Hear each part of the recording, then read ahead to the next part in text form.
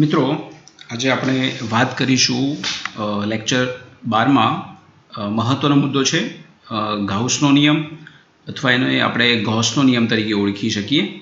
આગળના જે પણ મુદ્દા છે એ દરેક મુદ્દા માટે આપણે આ નિયમ પરથી બધું એપ્લાય કરી અને આપણે એનું કેલ્ક્યુલેશન કરવાના છે અને MCQ તરીકે પણ બહુ જ ઇમ્પોર્ટન્ટ મુદ્દો છે. ગાઉસનો નિયમ મિત્રો સમજવો હોય તો આપણે એક આકૃતિ દ્વારા પહેલાં સમજવાનો પ્રયત્ન કરીએ. આપણે કોઈ એક ગૌસિયન પૃષ્ઠ જેને કહી શકીએ કે એક ગોળાકાર આપણે કોઈ પૃષ્ઠ વિચારીએ જેની કોઈ ચોક્કસ ત્રિજ્યા હોય. દાખલા તરીકે હું આ રીતે વાત કરું, બરાબર છે. જોઈએ આપણે અહીંયા એક આપણે ગોળો વિચારીએ આ રીતે અને એની આપણે ચોક્કસ ત્રિજ્યા લઈશું.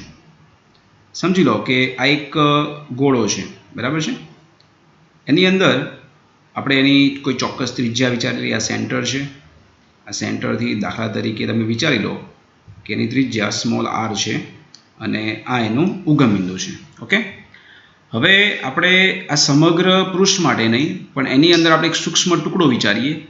એની અંદર આપણે ફ્લક્સની ગણતરી કરીશું અને ફ્લક્સ માટે તમે આગળ ભણી ગયા છો તો જે બુકમાં તમને વાત કરી છે એના અનુસંધાનમાં થોડી અલગ રીતે વાત કરું છું. આપણે એક સૂક્ષ્મ ટુકડો આટલો વિચારીએ.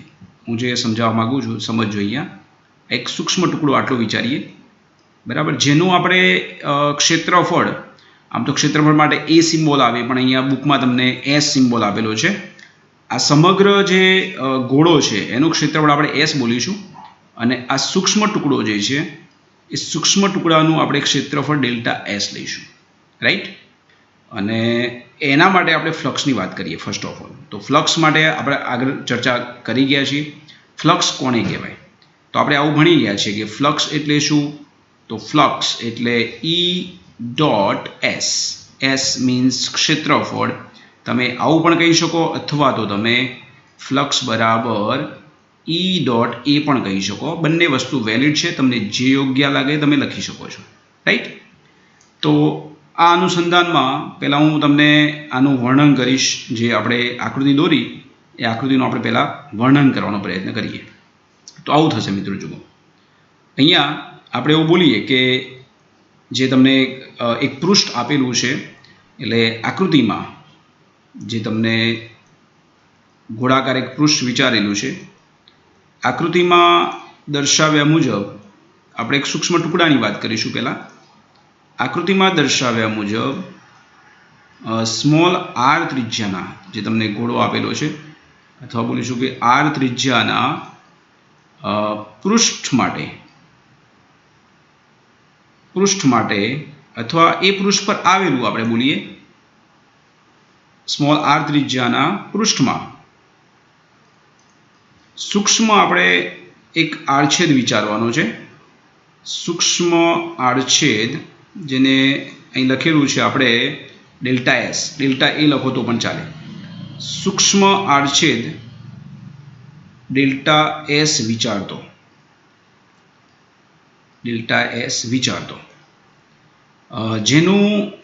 જેની સાથે સંકળાયેલ જે ફ્લક્સ આવશે, જેની સાથે સંકળાયેલ ફ્લક્સ. તો ફ્લક્સની ગણતરી કેવી રીતે કરાય તમે ભણી ગયેલા છો.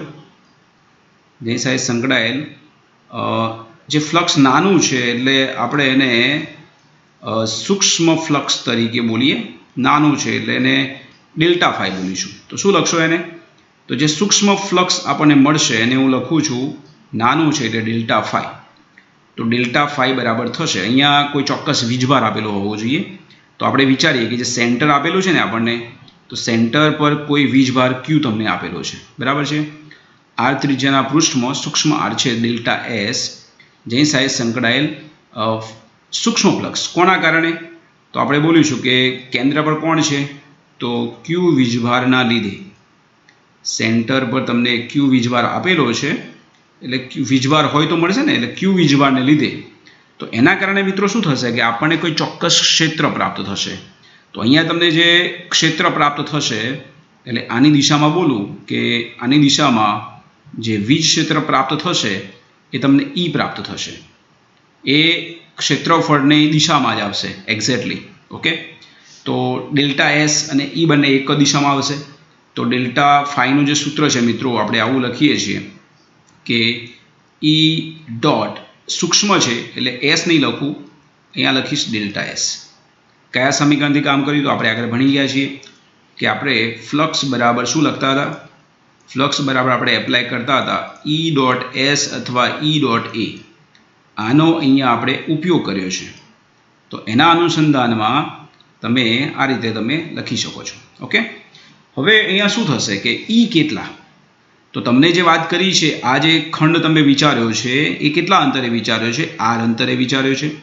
તો ઈનું સમીકરણ તમે જાણો છો, ઈ એટલે કે ક્યુ બાય આર સ્ક્વેર આવશે. તો ઈનું સૂત્ર આપણે એપ્લાય કરીએ તો ક્યુ વીજભાર જે સેન્ટર પર આવેલો છે ત્યાંથી આર અંતરે, તો વીજ ક્ષેત્રનું સમીકરણ આવું થશે. વીજ ક્ષેત્રને તમે લખી શકો છો મિત્રો ઈ બરાબર કે ક્યુ બાય આર સ્ક્વેર, એટલે કે વીજભારનું મૂલ્ય સ્મોલ ક્યુ કેપિટલ ક્યુ જે લો કે ક્યુ બાય આર સ્ક્વેર. પણ અહીંયા આપણે સદિશ સ્વરૂપ લખ્યું છે, એટલે સદિશ સ્વરૂપ લખ્યું છે એટલે બાજુમાં આપણે એકમ સદિશ લખવું પડે. અહીં લખું છું આર હેટ ડોટ, ચલો ક્ષેત્રફળની વાત કરું છું, બરાબર છે. તો ક્ષેત્રફળ એનું જે આપણને પ્રાપ્ત થાય તો ડેલ્ટા એસ. તો ડેલ્ટા એસની જગ્યાએ આપણે શું લખ્યું છે ખબર છે? જુઓ, તો ડેલ્ટા એસ ઇન્ટુ એની દિશાનો એકમ સદિશ, તો એની દિશાનો એકમ સદિશ એટલે આર હેટની દિશામાં જ છે, આરની દિશામાં જ છે. આ કેવી રીતે લખ્યું આપણે? હું તમને સમજાવું. જુઓ, એના માટે શું કર્યું તો આપણે જાણીએ છીએ, જો એકમ સદિશ આર હેટ કોના માટે? એસ માટે. એકમ સદિશનો મતલબ શું છે? સદિશ ભાગ્યા સદિશનું મૂલ્ય. તો એસની વાત છે તો એસનો સદિશ એટલે ડેલ્ટા એસ ઉપર સદિશ લખું અને નીચે લખું એસનું મૂલ્ય એટલે ડેલ્ટા એસ. તો આના પરથી તમે વિચારો તો ડેલ્ટા એસ સદિશ બરાબર શું થાય? આના બરાબર શું થાય? તો તમે જોઈ શકો છો અહીંયા ડેલ્ટા એસ સદિશને કરતા બનાવો તો આ બેનો ગુણાકાર આવશે, એટલે અહીંયા તમે લખી શકશો R hat into delta S. આનો અહીંયા આપણે ઉપયોગ કરીએ છીએ, બરાબર સમજજો. એકમ સદિશ એટલે સદિશ ભાગ્યા સદિશનું મૂલ્ય, તો એના પરથી ડેલ્ટા એસ બરાબર થશે R hat into delta S અથવા delta S into R hat, બરાબર. તમે જે યોગ્ય લાગે આગળ પાછળ લખી શકો છો. જો તમે એને આગળ લખશો તો પણ વાંધો નથી, પાછળ લખશો તો પણ વાંધો નથી. તમને આ રીતે સમજાવી દઉં. જુઓ, દાખલા તરીકે કોઈ એમ કે મારે આ રીતે લખવું છે તો આર પહેલાં લખો દાખલા તરીકે, તો R hat into delta S, એટલે તમને સરળતા રહેશે. થોડી સરળતા એ રહેશે કે આર અને આર વચ્ચે ડોટ ગુણાકાર છે, રાઈટ. તો આર અને આર વચ્ચે ડોટ ગુણાકાર એક દિશાના ઘટકો છે. આઈ ડોટ આઈ હોય તો 1 થાય, જે ડોટ જે હોય તો 1 થાય, કે ડોટ કે હોય તો આર ડોટ આર એટલે 1 થશે. તો આનું સ્વરૂપ તમે શું લખશો? તો આને તમે આ રીતે લખશો. જુઓ, અહીંયા લખશો તમે કે Q by R square, R dot R એટલે 1 થઈ ગયો. અહીંયા લખીશું આપણે ડેલ્ટા એસ, એટલે અહીંયા તમે જે યુઝ કર્યું છે એ તમે આર ડોટ આર જેમ આઈ ડોટ આઈ લખો છો ને એ પ્રમાણે આર ડોટ આરની વેલ્યુ 1 થશે, એવું આપણે અહીંયા કહી શકીએ, રાઈટ. તો એના અનુસંધાનમાં હવે આપણે આ જે પ્રાપ્ત થયું એ તમને સૂક્ષ્મ આડછેદ માટે પ્રાપ્ત થયું. સૂક્ષ્મ આડછેદ કયો? તો તમે લખ્યું તો ડેલ્ટા એસ. હવે તમારે આખા માટે ફ્લક્સ ગણવું છે, આખા પૃષ્ઠ માટે. તો સમગ્ર પૃષ્ઠ માટે જો તમારે ફ્લક્સ ગણતરી કરવી હોય તો સંકલન કરવું પડશે. એટલે અહીંયા લખું છું કે સમગ્ર પૃષ્ઠ માટે, જે સમગ્ર પૃષ્ઠ છે એના માટે વાત કરું તો સમગ્ર પૃષ્ઠ જેનું ક્ષેત્રફળ એસ છે, સમગ્ર પૃષ્ઠ સાથે સંકળાયેલ ફ્લક્સ કેટલું થશે? તો સમગ્ર પૃષ્ઠ સાથે સંકળાયેલ ફ્લક્સ, જેને આપણે ડેલ્ટા ફાઈ નહીં પણ આપણે ફાઈ બોલીશું, તો ફાઈ જે મળશે આપણને એ નાના નાના ટુકડાઓનો આપણે સરવાળો કરવો પડશે. તો બે રીતે લખી શકાય.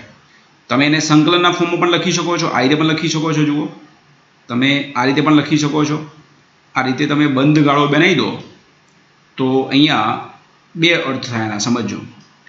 આ શું કર્યું મેં? તો અહીં જે કર્યું ને એને બંધ પૃષ્ઠ કહેવાય.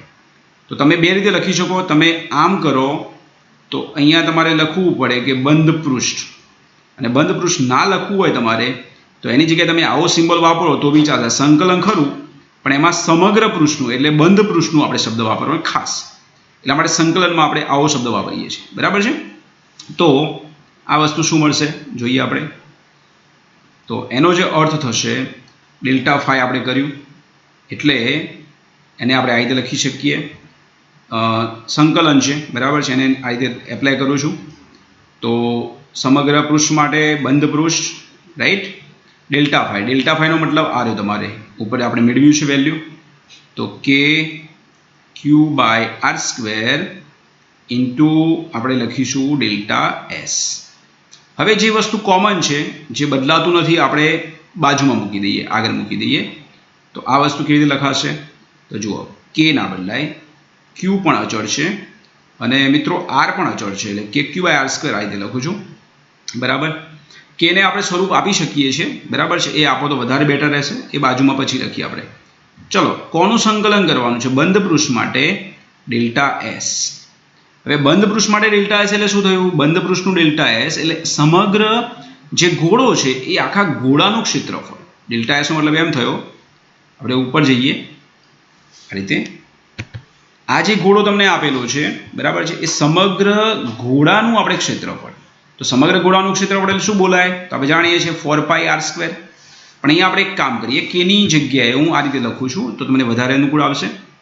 કેની જગ્યાએ આપણે આવું લખીએ છીએ, જો મિત્રો આપણે આગળ ભણી ગયા છીએ કે કેની જગ્યાએ આપણે 1/4πε0 લખી શકીએ. તો એનો અહીંયા યુઝ કરું છું. તો નીચે આવશે ક્યુ બાય આર સ્ક્વેર. જુઓ, હું અલગ પાડું છું આને, ક્યુ બાય આર સ્ક્વેર કેની જગ્યાએ 1/4πε0. અને જે આ વસ્તુ છે એનો મતલબ શું થશે? તો એનો મતલબ થશે સમગ્ર ગોળાનું ક્ષેત્રફળ. તો સમગ્ર ગોળાનું ક્ષેત્રફળ એ મતલબ થશે 4πr². એટલે અહીંયા આપણે એક બીજી વસ્તુ એપ્લાય કરી કે આ જે તમને મળે છે સંકલન ઓફ ડેલ્ટા એસ, એનો મતલબ થયો સમગ્ર ગોળાનું ક્ષેત્રફળ.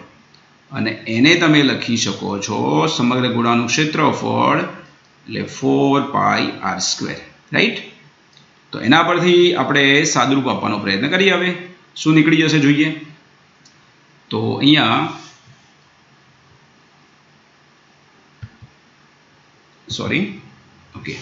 અહીંયા જુઓ મિત્રો, અહીંયા શું નીકળશે? તો 4π નીકળી જશે, બરાબર છે.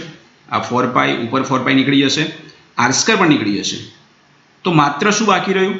તો આની અંદર જે ઉપર બાકી રહ્યું એટલે ક્યુ બાકી રહ્યું, અને નીચે જે બાકી રહ્યું એને ε0 કહેવાય.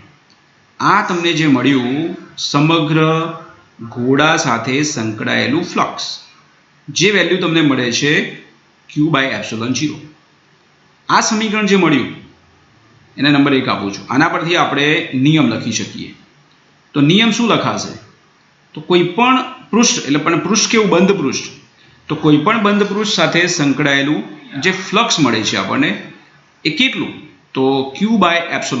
ક્યુ એટલે એની સાથે સંકળાયેલો વીજભાર અને ભાગ્યા ε0 એટલે શૂન્યાવકાશની પરમિટિવિટી. ઓકે, તો તમે આના પરથી નિયમ લખી શકો છો.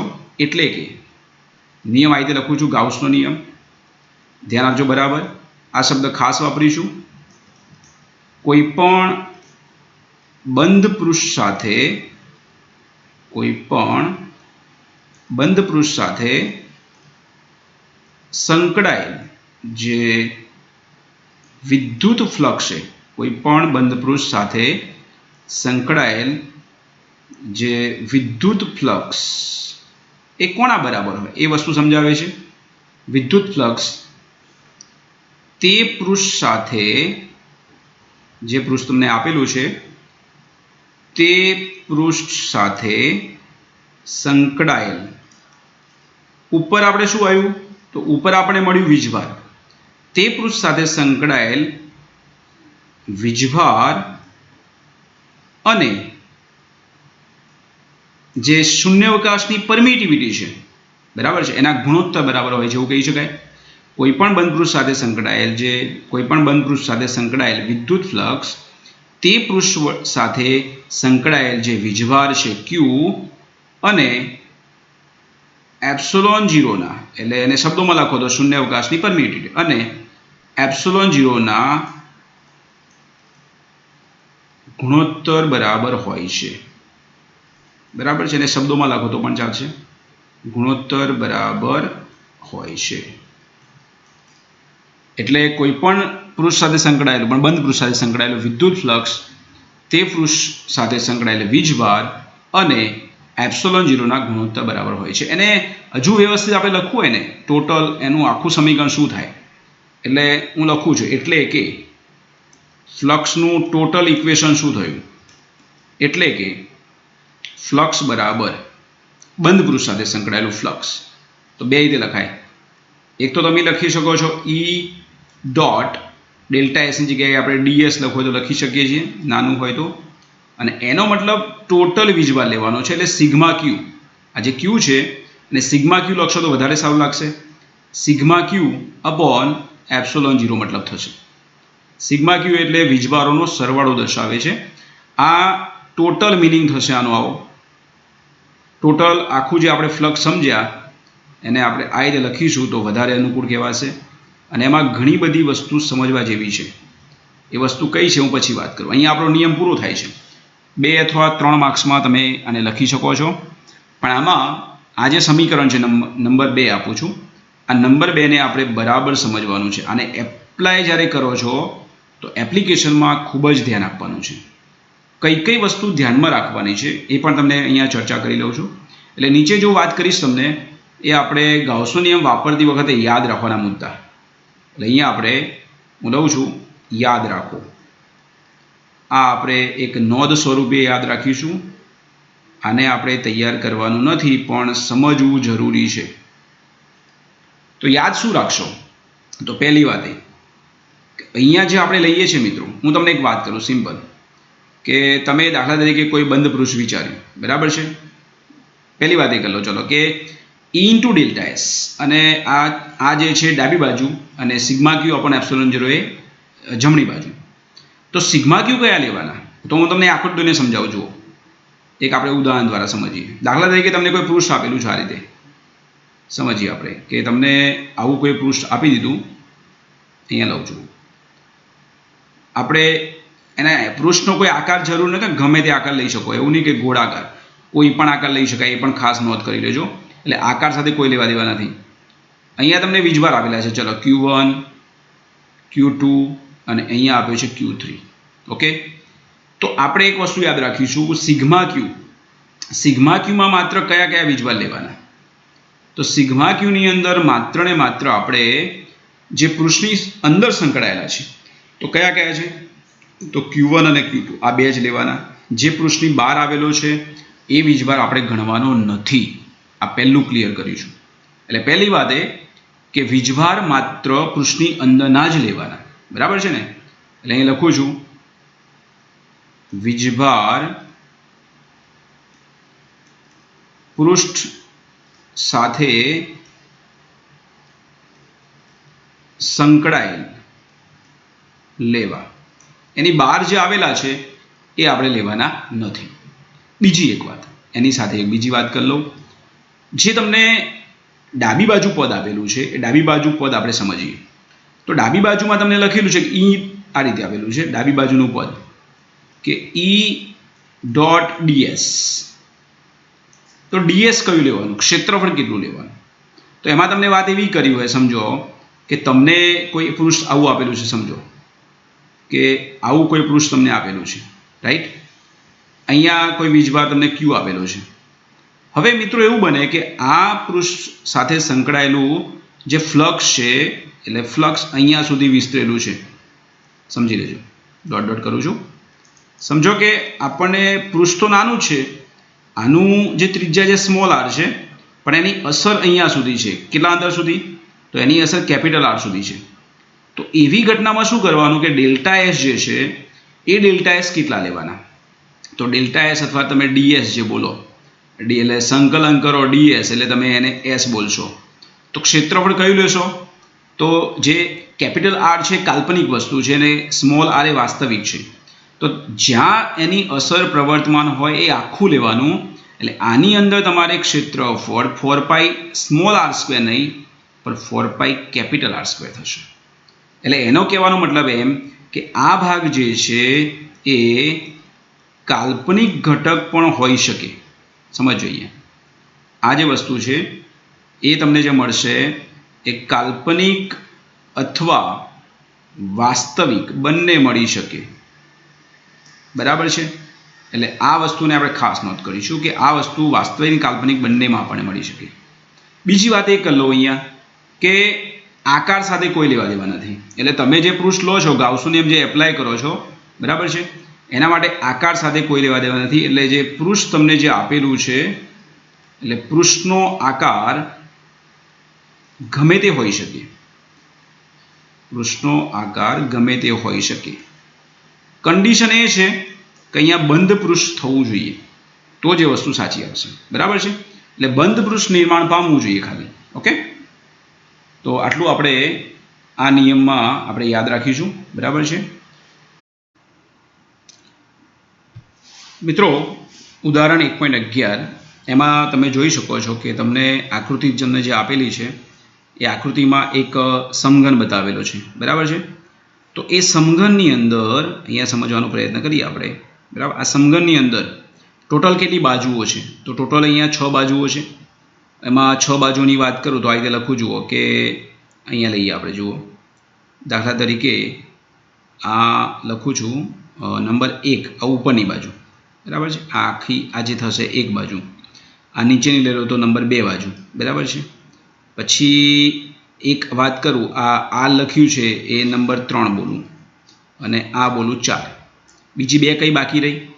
તો બીજી જે બાકી રહેશે એક આ પાછળની બાજુ અને આ આખી જે બની એ આગળની બાજુ 6.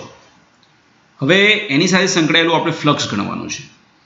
તો ફ્લક્સ તમને કયું મળશે ને કયું આપણને નહીં મળે? તો આપણે જાણીએ છીએ ફ્લક્સની ગણતરી શું લખાય મિત્રો? તો ફ્લક્સ બરાબર તમે સૂત્ર લખો છો E.S. આવું તમે લખો છો. તો એનો મતલબ એમ કહેવાય કે ES cos θ. S મીન્સ ક્ષેત્રફળ, એ લખો તો પણ ચાલે. તો અહીંયા તમારે જોવાનું છે કે E અને S કેવા હોય. એક જ દિશામાં હોય તો વેલ્યુ મળે આપણને, લંબ હોય તો ના મળે. તો તમે જોઈ શકો છો અહીંયા મિત્રો કે ક્ષેત્ર E દિશામાં છે. કેવી રીતે ખબર પડી? તો અહીં તમે જુઓ EX લખેલું છે, એટલે મેં Eની દિશા X અક્ષ પર મારી દીધી છે. આ તમે જોઈ શકો છો, આ X અક્ષ પર મારી છે, આ X છે એટલા માટે. તો દરેકના પૃષ્ઠના ક્ષેત્રફળ કઈ દિશામાં જાય જોઈએ આપણે? નંબર 1. તો નંબર 1નું ક્ષેત્રફળ આ બાજુ થાય S. તો E અને S લંબ થઈ ગયા, તો ત્યાં તમને ફ્લક્સ નહીં મળે. નંબર 2ની વાત કરું તો નંબર 2નું જે ક્ષેત્રફળ છે આ બાજુ આવે S, તો એ પણ E ને લંબ થઈ ગયા. E આમ છે અને S આ બાજુ થયા, એટલે એ પણ આપણને ફ્લક્સ ના મળે. નંબર 3ની વાત કરો તો નંબર 3 છે એનું ક્ષેત્રફળ કઈ બાજુ? તો આનું ક્ષેત્રફળ જે આવશે એ આ બાજુ આવશે. બરાબર છે, આ બાજુ. તો E અને S એ લંબ નથી પણ વિરુદ્ધ દિશામાં છે, તો 180 છે તો ત્યાં મળશે, માઇનસ મળશે. નંબર 4ની વાત કરું આ બાજુ, તો નંબર 4નું જે ક્ષેત્રફળ છે S, બરાબર છે, એ Eની દિશામાં. તો જે ડાર્ક કરેલા ભાગ છે R અને L મેં લખેલા છે એના માટે તમને ફ્લક્સ મળશે. નંબર 5 અને 6ની વાત કરું તો 5 અને 6 એનું ક્ષેત્રફળ અંદર અને બહાર જાય. તો અંદર ને બહાર જાય તો E આમ છે, તો બહાર આવે કે અંદર જાય આમ. બરાબર છે. તો એના માટે પણ તમને ફ્લક્સ મળી ન શકે. એટલે ફ્લક્સ માત્ર તમને R અને L જે લખેલું છે ને એ દિશામાં જ આપણને પ્રાપ્ત થશે, કારણ કે R અને L જે લખેલું છે એના પૃષ્ઠ અને એની દિશામાં કાં તો એની વિરુદ્ધ દિશામાં મળે છે, લંબ ન મળવું જોઈએ. તો એ અનુસંધાનમાં આપણે અહીંયા ગણતરી કરવાની છે. ઓકે, સમજીએ જો સમજીને આપણે લખીશું તો ઇઝી છે એકદમ. કોના માટે મળે ને કોના માટે ન મળે એ આપણે ખાસ અહીંયા ચર્ચા કરવાની છે. જોઈએ તો અહીંયા આ બધું હું કાઢી નાખું છું અહીંયાથી. ઓકે, ચલો અહીંયા નામ નિર્દેશ થ્રુ આપી દઉં. આપણને જે ફ્લક્સ પ્રાપ્ત થશે, એક આ પૃષ્ઠ જે L લખેલું છે ને એનું ક્ષેત્રફળ આ બાજુ આવશે. હું એને નાનું છે એટલે ડેલ્ટા S તરીકે લઉં, અને એની લંબાઈ પહોળાઈ A અને A છે એટલે આનું ક્ષેત્રફળ A² થશે. સેમ આ બાજુ વાત કરું રાઈટ સાઈડ, તો આનું ક્ષેત્રફળ પણ આપણે નાનું છે એટલે ડેલ્ટા S તરીકે વ્યાખ્યાયિત કરીએ. બરાબર છે. તો રાઈટ સાઈડ અને લેફ્ટ સાઈડ માટે આપણે ફ્લક્સ મળશે. ઓકે, એમાં વીજ ક્ષેત્ર કેટલું મળશે એ પહેલાં ચર્ચા કરી લઉં. લેફ્ટ સાઈડ અને રાઈટ સાઈડ. તો જો લેફ્ટ સાઈડ અને રાઈટ સાઈડની વાત કરું તો આપણને જે E મળશે, બરાબર છે. તો જોઈએ Eનો ઘટક તમને શું આપેલો છે? તો Eનો ઘટક તમને જે આપેલો છે આ રીતે. ઓકે, Eનો ઘટક એટલે E ઓફ આપણે પહેલાં ઈ આલ્ફા એક્સેસ ટુ 1/2 આપેલા છે. ઈ બરાબર આવું લખેલું છે. આલ્ફાની વેલ્યુ આપેલી છે પણ આપણે પછી લખીશું. ઈ બરાબર આલ્ફા એક્સેસ ટુ 1/2 હોવાથી રાઈટ સાઈડ અને લેફ્ટ સાઈડની વાત કરીએ આપણે. ઈ ઓફ આપણે પહેલાં રાઈટ સાઈડ બોલીએ. રાઈટ સાઈડ કેટલા અંતરે છે? તો અહીંયા સ્ટાર્ટ થયા. રાઈટ સાઈડ અહીંયા લેફ્ટ સાઈડ સોરી આ બાજુ આપણે લેફ્ટ લખીશું ને ઊંધા લખ્યા છે બરાબર. આપણે બદલી દઈએ. હા ઓકે સોરી. અહીંયા આપણું જે છે આપણું લેફ્ટ સાઈડ છે અને આ આપણું રાઈટ સાઈડ છે.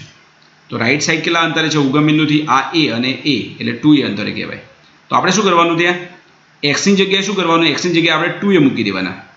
એટલે આવું લખાય જો આલ્ફા એક્સની જગ્યાએ આપણે લખવાનું 2a રેઝ ટુ 1/2 તથા જે ઈ ઓફ લેફ્ટ સાઈડ જે મળશે સમજ પડી ગઈ ને?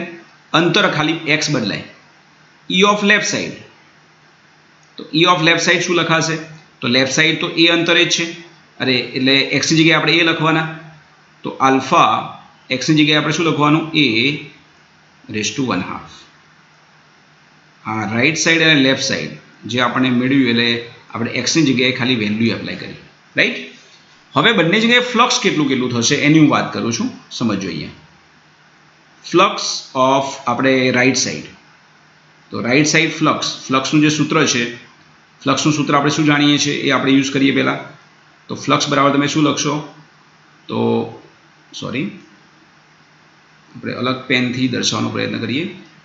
તો ફ્લક્સ માટે તમે આવું જાણો છો કે ફ્લક્સ ફાઈ બરાબર આપણે આવું લખીએ છીએ E.S આવું આપણે લખીએ છીએ બરાબર છે. તો આના પરથી આપણે રાઈટ સાઈડ અને લેફ્ટ સાઈડ ફ્લક્સ કેટલું મળશે તો જોઈએ. તો આને આપણે આ રીતે લઈશું. ચલો પહેલાં ઈ. તો ઈની જગ્યાએ આપણે શું લખીશું? રાઈટ સાઈડની વાત કરો છો ને એટલે આપણે ઈ ઓફ આર લખીશું. ઈ ઓફ આર ડોટ એનું જે ક્ષેત્રફળ છે રાઈટ સાઈડ એ ડેલ્ટા એસ.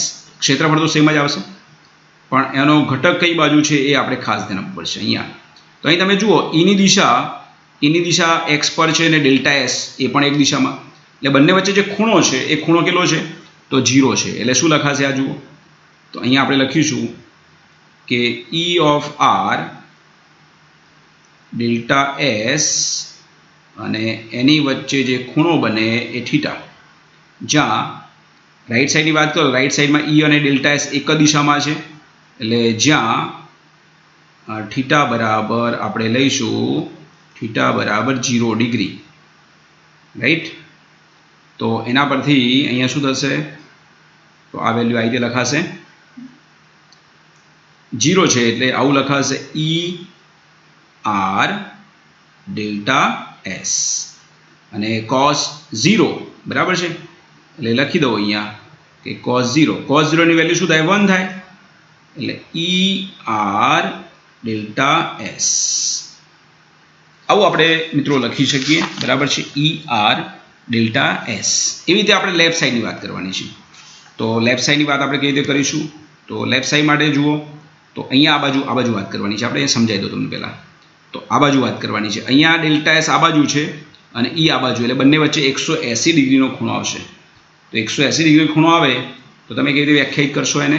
તો એને આ રીતે લખી શકાય મિત્રો જુઓ ફાઈ ઓફ લેફ્ટ સાઈડ. તો ત્યાં તમારે શું આવશે? ઈ of left side dot delta S of left side. પણ ત્યાં તમે જોશો તો જ્યાં ખૂણો જે આપેલો છે જ્યાં થીટા બરાબર તમારે કેટલા આવશે? તો ત્યાં તમારે જે ખૂણો આવશે 180 ડિગ્રી આવશે. કોની વચ્ચે? ઈ અને એસ વચ્ચે. કારણ કે ઈ જે છે મિત્રો એ ઈ આ બાજુ છે એક્સ પર અને ડેલ્ટા એસ એના ઋણ એક્સ પર આવશે બરાબર છે ને. તો એને તમે આ રીતે લખશો. એને લખશો આ રીતે ઈ એલ ડેલ્ટા એસ અને બે વિરુદ્ધ દિશામાં છે લંબ નથી. કોસ 180 અને કોસ 180 નો મતલબ મિત્રો થાય -1 બરાબર છે ને.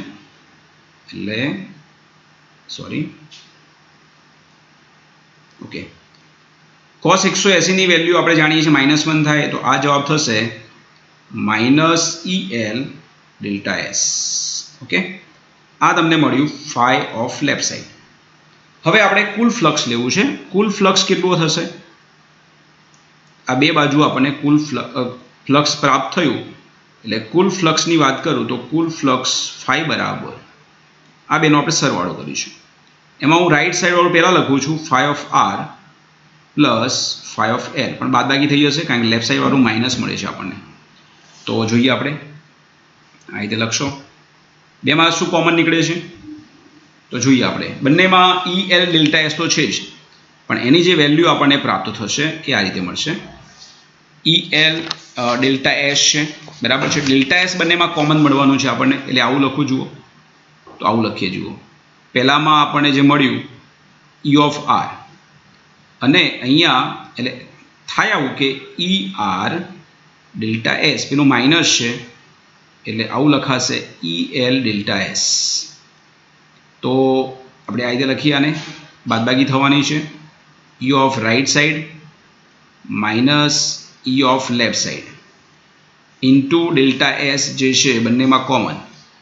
ડેલ્ટા એસ બંનેમાં એક જ વસ્તુ આવશે, એ ગુણ્યા એ છે. હવે ઈઆર અને ઈએલ જે છે આપણે આગળ મેળવી ચૂક્યા છે. જોઈએ આપણે ઈઆરનો મતલબ શું છે, તો ઈઆરનો મતલબ છે આલ્ફા 2a⁻1/2 અને ઈએલનો મતલબ છે આલ્ફા a⁻1/2.